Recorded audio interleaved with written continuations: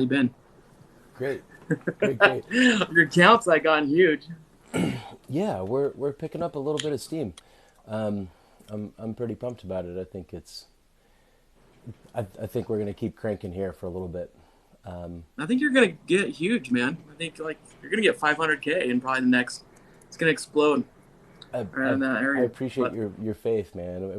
I'm building up to the release of a book in about 3 months. are you really? Yeah, And when's that gonna be out? Do you think? I think it'll be out when kids are going into school in the fall and right before the holidays is really when I'd like it coming out for folks, especially before a lot of that holiday family and identification pressure is coming in, especially as we're all getting out of the pandemic and getting into what we're doing. Yeah, that's interesting. Yeah, it's good, man. That's awesome. You've been doing really well, doing a lot of good content. So I appreciate it. I appreciate it. And that's good. I also appreciate what Yeah. you've been kicking out here recently. Um, Eh, I don't know. Sometimes it's. I think. I don't know. Some people were saying I shifted. I don't know. It's kind of it's hard not to talk about the fundamental beliefs that are the cause of some of the discriminatory things that happen Absolutely. against men, or just the and so I'm trying to get at that a little bit more. I don't know. It's difficult. You know, it's hard because you know what it's like. You get people that just it's a religion now. There's a religion behind it. So Yeah, yeah, um, for sure. And I like that you're staying on the balls of your feet and doing some different stuff as well and staying flexible. I think there's a lot of it can be a lot of pressure on us to kind of like keep doing stuff in the same way as we've always have been, yeah, and because folks get accustomed to it and for like want to see the same things over and over again and like their routines. But I think that something that we both talk about to some degree is screw what they're saying, do what's right by you. yeah. So. Yeah. My only rule, it's like it's just what I think. That's all. I'm not doing it for anyone but me. It's not like I don't like Yeah. you know. It's a little different from like a therapist. Has to your content needs to actually like be good, so and like make sense. I mean, that I wish that word. I wish all therapists believe that. Yeah. I Have you do. seen some bad ones here? Oh gosh, it gets really crazy. It gets really crazy, and I especially was it gets really. I think especially since TikTok really blew up during a period of time where people were pretty socially isolated. A lot of information bubbles started on TikTok, or were infused on TikTok, and it's kind of a trip. And some of those we've talked about a little bit. yeah. And Who do you know who's really good on TikTok? Do you think therapy wise, mental health, other than you, that you've noticed? I would hope that people would think I was good to listen Well, to. you're the best, I think. But I I mean, appreciate it. But it makes me nervous. All this best stuff or good stuff, and especially in this kind of thing, it's like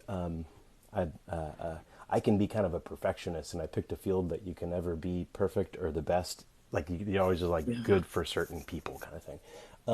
yeah, Other folks that I like listening to, I think Dr. Gabor Mate is the effing man, yeah. and he's been around for a while. I think Jordan Peterson a lot of times makes sense. Hmm. Sometimes I think he can get a little sucked into the He polarization gets he of gets divert. He gets diverted, but yeah. sometimes, but Russell Brand, even though he's oh, I like love Russell out Brand. there, is Yeah, like a lot of times on to what does make sense. yeah. A lot of accounts on Instagram do a really good job as well. There's you're the same age. I think that wrestling was really like when we were kids, like wrestlers, like Jake the Snake, and like so remember Diamond Dallas Page. If you remember Diamond Dallas Mhm. Page, like he was never like he never had like the big belt, but he was always in the top, and he was always like a servant leader within that realm. Supposedly, he like saved Jake the Snake's life a few times, and like you would have dug him. Really? Yeah, Yeah, and I think you still would actually. probably. He started Oh, a yoga program, especially for athletes who are just kind of like washed up and their like joints are all messed up and they don't have a full range of Oh, motion, I need called that. DDP yoga, and Mm, especially started working with old wrestlers and getting them that's like healthy amazing. again. So I That's think it's really cool. amazing. 'Cause Yeah. I would, yeah, I need that. Being in pain a lot is can be depressing. You know, it's I have pretty bad arthritis. You know, my knees, and Yeah. yeah, I've been hurt pretty bad before on the job. Uh, yeah, it's pretty depressing. It can be bad. But who Yeah. on TikTok sticks out to you as being really good to follow? Do you know anybody off the top of your head? You know what? I don't, because I'm I was late to the game on TikTok, and I see a lot of bad ones. yeah, and I've sent you some. I'm like, is this right? And you're like, no. no, I don't. I really just try to create good content. I don't get too caught up in what a lot of folks are doing, and I try not to, as they say, get high on my own supply. I Well, you yeah know, you're like not doc. You're the anti Doctor Phil. I like that. There's a lot of Doctor Phils. I think you know, yeah yeah and I think that's bad. Nuance is important, and people lack that with the things. It's you yeah. know talking in broad generalizations, and when you can. There's a lot of therapists on this app. I think that their bias is just so clear against men or against whatever towards their political. They're not able to separate those two. I think a lot of times it is, unfortunately, and a lot of times folks have Yeah, been trained in one very specific area, and or one specific region of the country, and that's where all their experience has been, and really haven't had life experience in many other places, right. and that really does a disservice to healthcare, to staying ethical, and to Mm-hmm. respecting people's autonomy and fidelity. I think it's pretty jacked up. Yeah. But yeah. I see. I imagine one thing I learned when I became a paramedic and I got a bachelor's in it, you know, and I was one of the first people to get a bachelor's in it. But before that, I just, you know, I was just an EMT. It was like a 5 month thing, and I thought every paramedic, every nurse, just had this broad knowledge of everything. Just was the smartest. And then I got to that level, and I realized there's a lot of dumb ass paramedics and nurses, and I'm sure it's the same with therapists. Like you probably, you know, have you get to this level and you are really good at it. You're top of it, and you see people doing these things. You're like, that's not what you know, that's not what And you're supposed to be doing. it can get really jacked up because it's all most of it is about concept and Yeah. ideas, and what you're doing is like you either get down the wall safely or you don't. You either these things happen safely and efficiently or they Yeah. don't. And a lot of times people, especially when we're dealing with human beings, like human beings are fallible as f, and we see the world incredibly abstractly. We're really smart, but we're also really stupid at being smart. And when we get really wrapped up in our own concepts and can't break outside of our own defense mechanisms and our own familiar comfort zone, we get really, really stuck with proving confirmation bias over and over again. And that's really the most important part of science. So when you see, a lot of Mm-hmm. folks out there, harping on an agenda really hard, like that's kind of socio-political in nature, and very specific. A lot of times it gets echo chambery, but yeah. Yeah, very much that way. Actually, a ton, and there's a lot of ignorance that's associated with that. A lot of suppression that comes in that area. You know, For sure. both sides are definitely crappy with science in their own ways, and you know, I don't claim to be a subject matter expert in stuff I talk about, but I do trust people that talk about it. You know, if they're scientifically literate and based. So it's Yeah. you know, I don't Yeah, know. yeah. No, right on. Well, let's talk about what are some things that you're hearing these days, um, from the men's community around relationship and romantic stuff. Like, so you know, actually, one thing I was going to talk to you because you know the Duluth model, Hmm. right? Hmm. There's a lot of in men's rights communities. There's a Hmm. lot of talk against it. Dr. G has even talked against it. I remember him saying something about it, Hmm. but about the inherent bias of it. And I've kind of read a little bit about that Duluth Hmm. model thing and about you know how it was based, where it was made. Yeah. I've seen you hold it up. Yeah, You know, I'm all part of about it. it was like pushing, uh, what was it, male, I don't know, whatever it is, using male, Yeah. whatever. So And the like, that's kind of interesting because there is also female privilege. So, but they're that's not addressed. yeah, there is in some ways. So the Duluth model is so the Minnesota Duluth model. They're the research group behind power and control wheels and how those came about. And originally they came about being used at a shelter for women who were being abused and were having to physically leave the households that they lived in to seek physical refuge.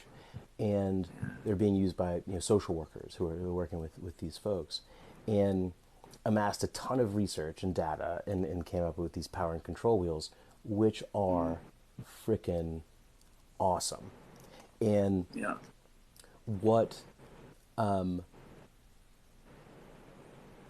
lot of times what the men's rights advocates get caught up in is looking at the where that the Duluth model and saying, oh my gosh, they were looking at protecting women, and a lot of the gender the pronouns that they're using in the power and control wheel are she, her, kind of like as the victim and all assuming man in the old stuff. So they're like, oh, it's all like this the In part the of the old man stuff. hating club. Yeah, And it was used against men. Yeah, I I mean, it think. was used in, yeah, the where the everything has an origin, Right.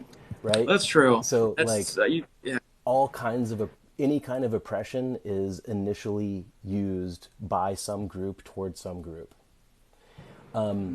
Now, has happened since then is these power and control wheels and the research around power dynamics and relationships have moved forward to the point that you can get power and control wheels without any gendered pronouns, and there are very So it's non-binary updated. issues. So do you think when men's rights activists are talking against it, they're talking about kind of the old biased, a little more Yeah, biased it's yeah, approach? 'Cause it's basically like the it, that makes sense. it's an old biased approach, and it's a game of semantics. It becomes two tribes arguing about semantics rather than like Well, it's important. Yeah. how do we just dial in what it's trying to describe and how we operationalize verbiage so that we don't have Mhm. to alienate anybody, right? Right. And there was a question earlier. It said, "There's female privilege. Explain that." The one area where there tends to be historically a lot of female privilege is in the court system and family court system. Yeah. And Well, like it, and public opinion as well. Being believed over a man. Um, in some I think. places, Well, nowadays it is. I mean, it's not. Old days, yeah. yeah, yeah, Nowadays, we've gone to the extreme where it goes back and forth. that privilege exists. Yeah. But I think in order for it to be female privilege, it would have to be consistent across all contexts.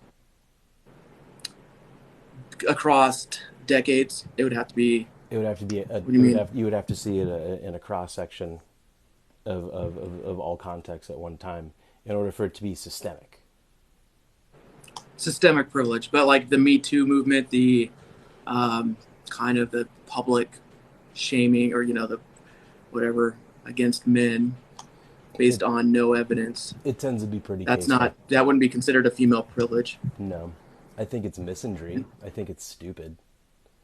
I think it sets Interesting. us back. Hmm. Yeah, I could see that. Yeah. It's kind of like Yeah. the That's difference I've between racism and prejudice. You know, Well, yeah. I guess it depends on if you change the definitions. I guess, right? Like, I sure, guess it sure. depends on. Yeah, it's really up that.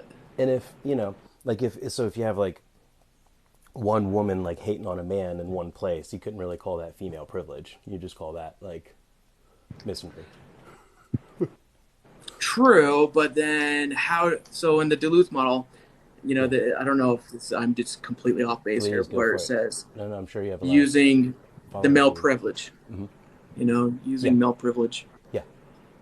What does that consist of then? Well, let's get As out of a power power control. control mechanism? Let's get out of power Because control. a woman could use female privilege to threaten to hold a guy hostage in a relationship, or to abuse him by saying, you know, if you don't do this, I will tell people this, that you beat me, that you rape me, that you whatever. That would be more of a coercion or threat, and that Okay. could be used both ways. Female privilege, I guess the only example of female privilege that I would know of is being used in a family court system. Yeah. But male privilege would is described in like a household context or like a domestic And context. then just in the Duluth model, as far as power control, why is it? Yeah, it's like With that? treating a woman as a report, and making all the big decisions, being the one who decides all the big decisions are, like being the master of the castle, and being the one who gets to define what the roles are of men and women. Now, that's only if men are doing that, but Okay. that's what it would be defined as. That makes sense. That's a little bit confused. So it's, yeah, I see this the separation there. That's good to know. I think that's yeah, a lot of guys get triggered by that Yeah, statement, and they talk about those. To me, I'm not an expert in it. I don't know. That's why I haven't done videos on it or dude, done and anything on it. it's so tricky Um, too because I think a lot of times couples these days, especially us young couples, we're so like young and progressive and like yeah, like we're cool, like we're progressive, like we don't do this stuff.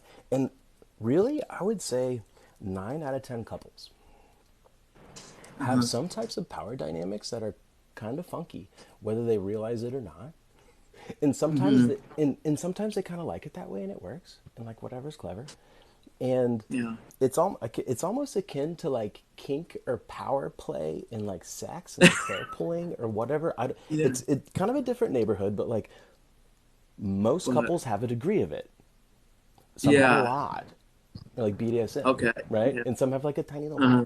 and some have like none, you know. But most have a little bit, and Hmm.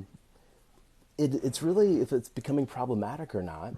And a lot of times when I'm working with couples, they'll run into an issue around conflict resolution around a certain theme of decision making, and I'll kind of get down Hmm. to okay, so like who usually, who usually makes the decision in this area? Who makes the big decisions? And a lot of Uh-huh. times, you know, traditionally, like heteronormative relationships, usually the male partner, like we're like, oh, we both do, totally. Like we both make the big decisions. And they're like, well, who decides who the big decisions are? And they're both like, oh shit. Interesting. And because this stuff isn't done consciously. We want to No. be nice people. We're all like Yeah. we're learning how to do that in different ways, and we don't know until we know, and usually we have to hit a roadblock where everyone gets really confused about what's going on, Hmm. before folks realize exactly what the deal is, and that's okay. It doesn't. We don't have to throw shade at anybody when we realize this stuff either. It's really how we want to move forward with it. Yeah. That's interesting. The question I was gonna ask you is, this is I meant to ask you this a while ago, but I never got to it. Is there's a guy that messaged me saying they were in couples therapy. He lost his temper, and he has a temper. He says, "Yeah, I have a loud temper. I yell, but it has nothing to do." And the therapist was whatever, uh, not giving him good advice on how to control that temper, Hmm. but kind of, I don't know. He thought he was making it bigger than it was. I think a temper towards anyone or being aggressive, of course, is going You to be a can't yell problem. at. That's Yeah, not yeah. that's not I under would make a big discussion. deal about it too. What? Yeah, yeah. But what was shocking to me is that there's really no uh, therapy on how to control that temper. Like, how would you even begin to handle that kind of scenario where, It's a really good question. It's something that's not. because the physical power imbalance is there, obviously. Like men, I don't, Yeah. we don't understand that as men. And I think a and lot of we're not. times. So and this is where it just begins to get really tricky. Like just begins. Hmm.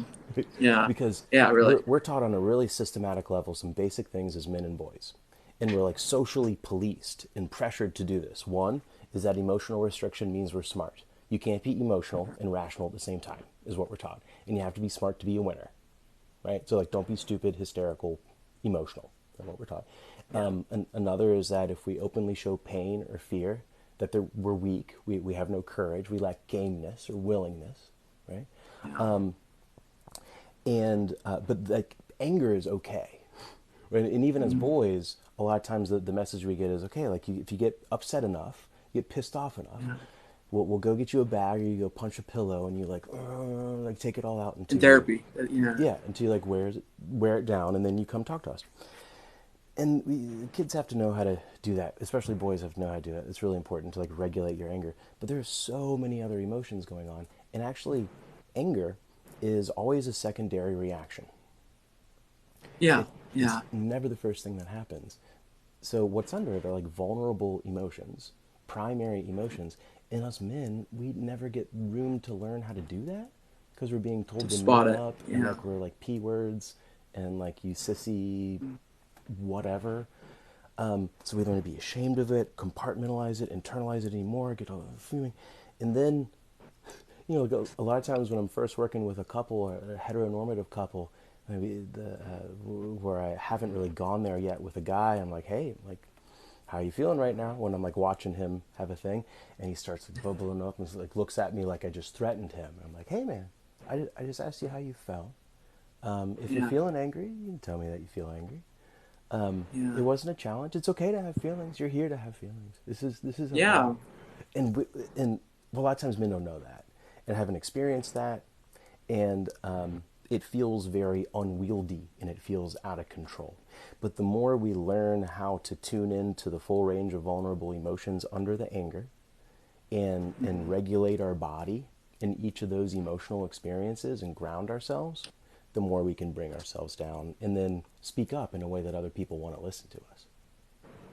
I agree. 100%. I don't know about you, but if you've noticed this toxic trend of these men male dating profiles, basically saying that you can never show vulnerability to your significant other. Have you seen that? Yeah. Well, I agree. It's so toxic. I Yeah. mean, and that I don't even know where to begin to describe how wrong and awful that is. And well, first of all, I mean, they obviously have never had a relationship like that, or there's some Oh bitterness. gosh. It feels They've like this obviously never had a underlying close relationship with another human being because with a like woman. Well, it and with it, those dynamics do exist to some women too. Like you will get used, no matter who you are. I mean, yeah, Women get used for some reasons. Men will get used for absolutely. some reasons too, and Absolutely. get left if they're going through a hard time, and that And happens. But there's no in my opinion, and I'm yeah, biased, and I've also kind of been through the ringer of these types of experiences and just watched them happen over and over again. But there's no faster way of seeing a true person's true color than being vulnerable with them.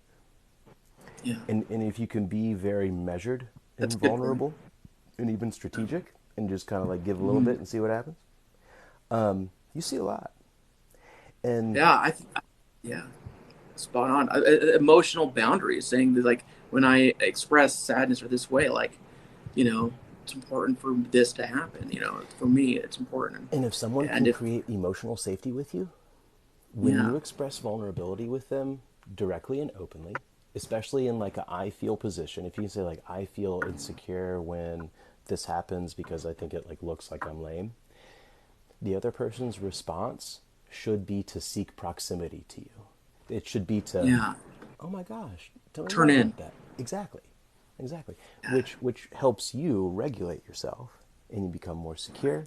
We're seen in that space. And it's basically an experience like, oh, you got purple polka dots? I bet Mhm. that feels jacked up. Yeah. Let me tell you what. I got this purple polka dot pool. Let's go swimming. And it's like, Yeah. yay! Like, Yeah. it feels so Oh, warm, you know? but it just seems prevalent. There's no voice of reason on that side that they're attaching it to some biology, you know, A lot of like times some those, biological drive that women have, and we all have these biological drives, right? Like it works both ways. Like they fail to recognize as well that men would be biologically, but we don't sit there and cheat on every single woman. We don't do, or hopefully not, right? So it's like these inherent qualities of women wanting security and safety, that kind of thing is not going to be a biological drive into getting rid of you when you're weak. Like it doesn't translate. I don't know and if that made any sense at yeah, all. no, I think. I think a lot of times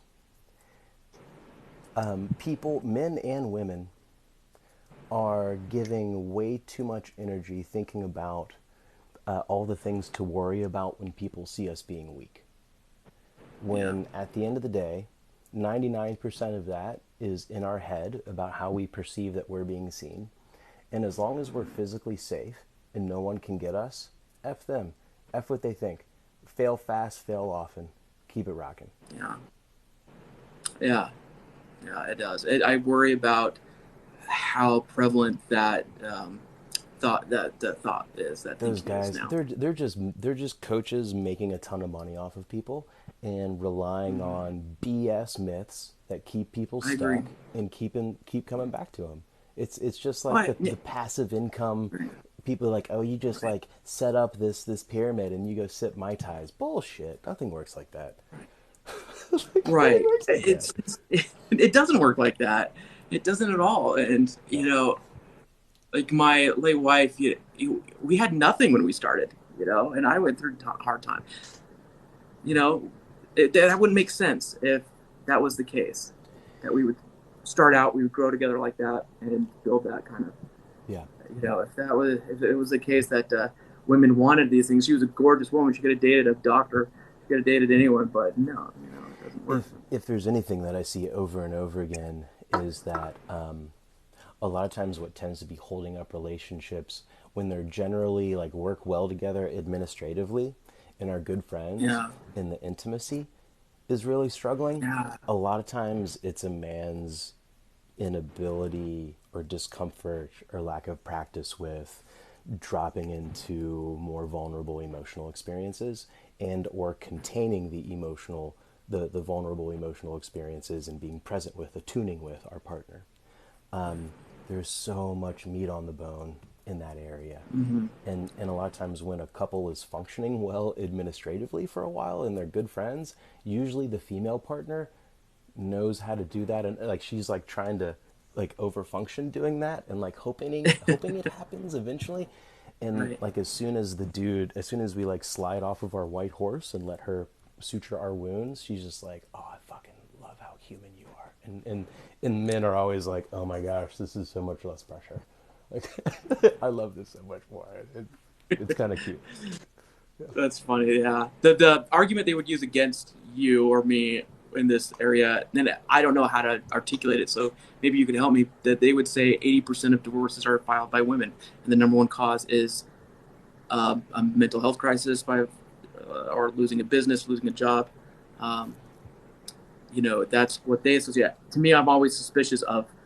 There's a ton of factors it could be and Dude, variables tons that of. we're not considering. So most people stay together that should be getting a divorce. They Mm-hmm. stay together for the kids or because finances would be complicated. So Yeah. by the time someone is filing for divorce, I could see it being for those reasons. It, yeah. Through Trauma I says it's because we're being abused. I don't know if that's. I mean, that's some of the case, Wait, but for I don't think because that. who's being abused? When someone who's on my comment says it's. When I was talking about 80% of divorces are filed by women, she said it's because we're being abused. Who I don't because know because if women are that's being true. abused? Yeah, women are being abused. In 80% of times where they're for divorce, I haven't seen that research yet either. So yeah, statistically, 80% of divorces are filed Yeah, by women. her statement because we're being abused. It sounds Oh, like her both of statement. yeah. That seems pretty. That seems very. I haven't seen that verified in research. Yeah, I don't think that would be It just sounds like a true. little I book don't comment. think 80% of, or even close to that, the majority of it would be that. But I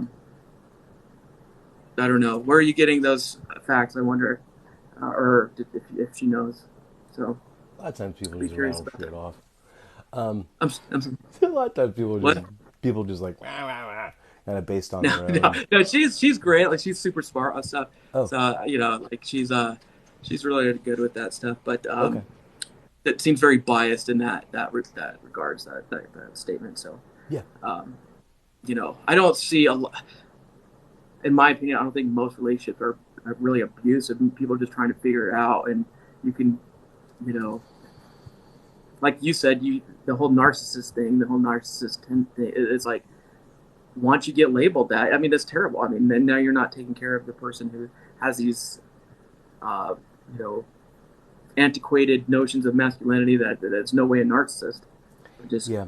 The, yeah, not the addressing those issues. the more we have measurable, observable, specific ways of defining behavior and Yeah.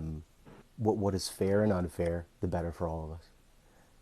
And yeah, diagnosing people that aren't in front of us is something that no therapist should be doing. And yeah, that whole, I'm just getting started with them.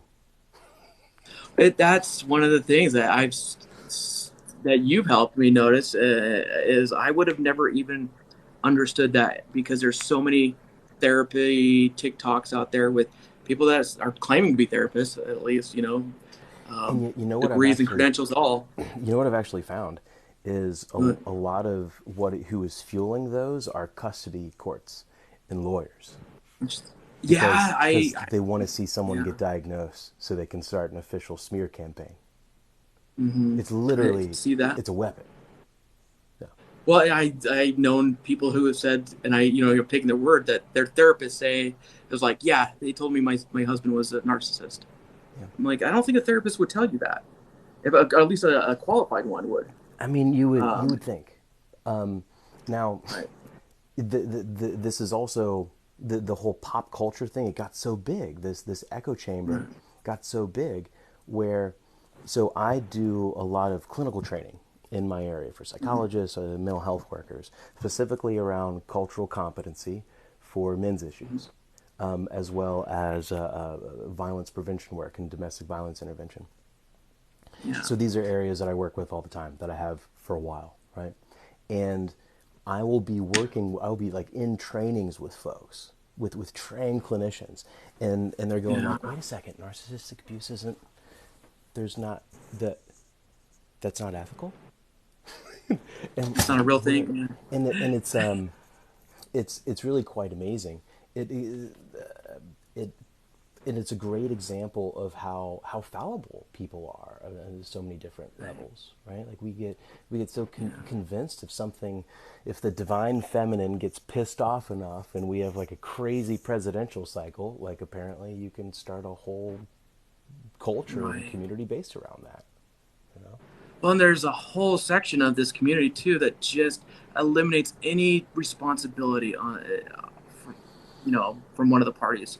And I think that's bad. I don't think it. I think it's rare It's that dangerous. any relationship has just one person responsible, or the demise of relationship is, You solely responsible. Yeah, usually You know, when there is more escalated and intense domestic violence, right? there Yeah, tends to yeah, be of like one course. super Yeah. controlling person. That's not the majority of the case. No, You know, no. so, And actually, what I tend to find is when I get couples coming to my practice at this point, and sometimes like that narcissistic abuse phrase is so catchy and so popular. People are like, yeah, oh, he's a narcissist. I know they're a narcissist, whatever. At this point, what I've seen over time is half the time, I would say the person saying narcissistic abuse, they're a narcissist, is the abuser. oh, really? Yeah, That's crazy. half the That's time. so insane. Yeah, because like because the I could see verbiage that is though. so easy to That start makes using sense. like that, and then the Yeah. other half the time, they're accurate that those dynamics are happening, Mm, and like half of those half, say like a quarter of the time, they're a legit straight up abuser. They're not going to change what they're doing, right. and then the other half of that half, the other quarter, they've got untreated mental health stuff that they're willing to and eager to deal with and want to be accountable for what they've done and can get it and don't and really want to commit to doing things differently and will and can and do. Yeah. And there's such a wide spread. It ceases to amaze me, Right. and usually I have no idea. Every now and again, someone walks in where I'm just like, "You creepy, I know you're a bagger," and it's just like straight up. But most of the time, I'm just like, "This guy," I'm looking forward to seeing where this goes because I have no idea. Yeah.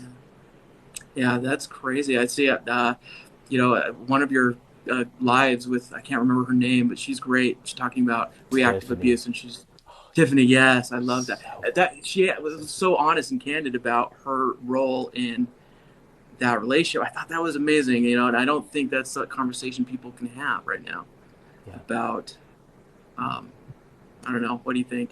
Your thoughts on that? No, I think you're right, and I think the more we shame any group and Right. dehumanize any group, regardless of what they have going on, the harder it becomes to talk about what they deal with, which is exactly what Yeah. we need to be talking about.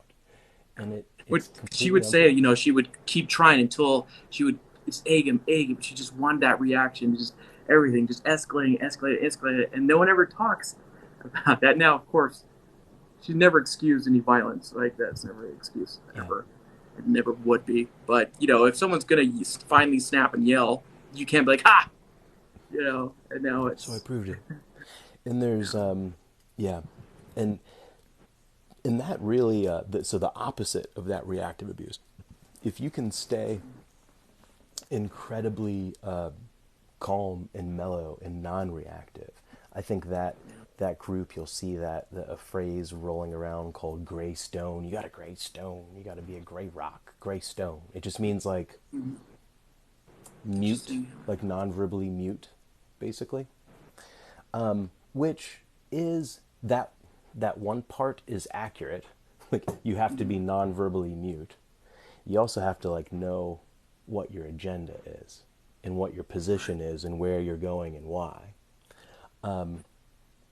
But this message of just being calm and assertive, there's a lot to that.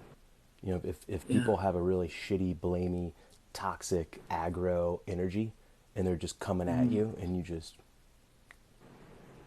don't back down, but don't go anywhere either, and just stay non-reactive and don't move. I mean, they'll throw everything they have at you, and they'll do their whole thing, but you know, chances are, like a yippy little chihuahua, they'll run away. Right. Yeah. I've always what I've found in my little tactic is I just reiterate their feelings. I try to like, are you feeling like this? Like I really try to narrow it down, take the focus off me, even if it was for 1 second, and then I say like then and I try to then be like, is that an accurate statement? Can you listen to me now? Have you And seen that's that? Have you seen that in first responder situations with people who are acting crazy and being aggressive in the community? I have. I don't know if you have. oh yeah, 100% for sure. Yeah, Yeah. you know people just want to be heard. People just want to be listened to. Mm-hmm. And then unfortunately, you do see police that aren't escalating and firefighters too that don't. They're just not helping the situation. Trying to have a I have I have confrontation. I have never yeah I have been able to de-escalate so many situations just by listening to him say, hey, I'm here to help you. Like tell me, like, is this what is going on? Like talk to me. Yeah. You know, instead of threatening them like if you don't do this I'm gonna whatever. It's just it's such a different result when you are like that and act like that. It's very different, and I guess, and with that in mind, so that like that gray stone thing, right? Like, if you tried to, it's not really, you're being non-verbally mute, you're not being reactive to them, but you're Right. also not wanting to fight, Mm-hmm. Yeah. and you're like being clear with the power of love. So like what I think a lot of times what Mm-hmm. they talk about is like it's almost like inhuman. It's like you're not even being in the Right. room. It's Yeah. it gets quite tricky over there. It just It's doesn't. so powerful when you're approaching it like, listen, I want to understand this. Like I want to feel what you're feeling. Help me explain like what this is coming from because I don't. Absolutely. So You're it absolutely makes a right. big difference. But yeah, so it's Well, I've good, got man. That's good. yeah, man. I've got a few more minutes. Do we want to do you have? Is there another question about like relationships kicking around over there on your screen? I don't know. Anybody had a question about that? Any? I made it on TT on this. The tools of a narcissist. Just public humiliation.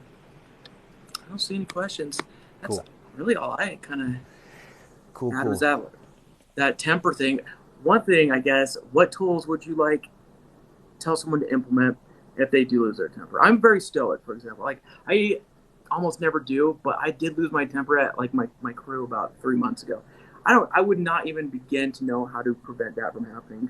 Like I've maybe lost my temper 4 or 5 times in my life, you know, and Yeah, escalated, like gotten mad. And yeah, like yeah. the guys were like, holy shit, cat. Like they were like dude, we've never seen you like this. I wouldn't have no idea how to even like prevent that from happening. I don't know. What do you think? Well, I'm curious what context they were talking about it in as well. You're talking about it in a context at work, and it's a pretty traditionally masculine setting, and you That's tend to be true. pretty Yeah, that's mellow. very You true. can probably like get away with getting a little yelly every now and again, Yeah. and so really, if you feel like you're having trouble with anger, you're having trouble with other emotions, and you don't know what those other emotions are. So if But you need but you need to. don't keep going. Those are the keys to regulating all Mm, this. So really, interesting. a great place if you wanted to start is just go to the link in the bio in our page, the balancedmanplan.com on our website, and we have got a bunch of free blogs around emotional intelligence. Start doing some reading and seeing what makes sense to you. Yeah. No, I think it's spot on. I think yeah, you're probably right. Once it gets to that point, it's too late. You know, you need to prevent it before it happens. But I And think so. taking space when if it does happen. So if you go have to have a dirty bomb, go do it alone. You know. Hmm. That's interesting. The practice doing all that narcissist, uh, reactionary stuff that was going on with you? Is that disappeared now? I mean, it hasn't totally disappeared, but Yeah. there's they threw everything that they had at me initially. That's the and I thought that's what was going on. Here's a There, good question for you. Sorry. what's that? How to explain to people that are be how do you explain to people that being pro men isn't anti women? That's really good. It's hard. It's a hard one. I mean, I guess you could also ask them if being pro dog makes them anti cat. Well, I mean, if you have a TikTok and you're talking about, say, domestic abuse for men, I've seen the Sure. reactions. You could not mention women at all in those scenarios, and you will be like, you got attacked for your I educating on narcissism. yeah, Um, I think if you stay on topic, you should be safe. yeah. But I think if people go Um, to posts that are like around domestic abuse that tends to happen towards men, and they're like, yeah, women too, or go like the ones that are like domestic abuse towards women, like yeah, men too. Like well, any group's gonna get it. yeah, I don't know about that. I think there's this correlation that people or this, belief that it fundamentally is the men are the problem. Masculinity is the problem. And so a woman being abusive is exhibiting masculine traits, or something like that. If And then someone that's believes why that, it's such a hard conversation to you have. can't talk to them though. If someone believes I that, mean, you can, but that's where we're dominated with social media, I mean, anyways. But right there are now, some underlying belief systems that the other person has that yeah, contraindicate dialogue. yeah, You can't have dialogue. You could have a discussion, yeah. but you can't have dialogue with them. They don't want to. Can't have a given back. A given, yeah. They don't want to. No, and I've talked about that on my page a little bit with discussion. There is no reasoning with them. No, and Toxic masculinity is the problem. Sacred divine masculinity is good. Yeah, I talk to yeah. I mean, Logan, you have your thoughts on what toxic masculinity is, or that term toxic masculinity. Why don't yeah, you explain that? Because I that's think really interesting. I toxic wonder, anything is toxic. toxic is toxic. It's not toxic Toxic is masculine, toxic. not You can toxic make anything feminine toxic. thing. We need male. We need female. We need yin. We need yang. We need balance to So you make think it. it's a sexist term to say toxic masculinity? Yes, I Yeah, think it's I've well always felt that. accepted and well known in academia, Mm, but there's also a yeah. lot of crappy socio-political movements Mm-hmm. prevalent in academia. So like just because it's prevalent in academia doesn't mean it's valid. It's not in peer-reviewed research. Yeah. There are a lot of very specific areas of gender role conflict that men face that there's a ton of research on that we talk about a lot on our page. But we also talk about what BS the phrase toxic masculinity is, because it really blocks a lot of folks from being feeling welcome to coming to the table, to having a conversation that all human beings need to be at if we're going to turn this boat around. Right? Or behavior, what toxic behavior is, and all that stuff. I think that would be a very controversial statement for any. Uh, I think you're right, 100%. But on TikTok, that would be a controversial statement, not amongst normal people. I don't know, Yeah, yeah. not, And not amongst therapists, but I think probably in the world of therapists, I will be one of the more controversial people out there, yeah, and on TikTok. And not because I'm trying to be, and not because I want to be, but because I refuse to fucking herd. I refuse to pick a side, and right. that Well, makes it look like I take a side at times. yeah. Well, one of the things I like about you is that you're data driven, you're research driven. That's where your opinions are based from. They're not the pop psychology, trendy stuff.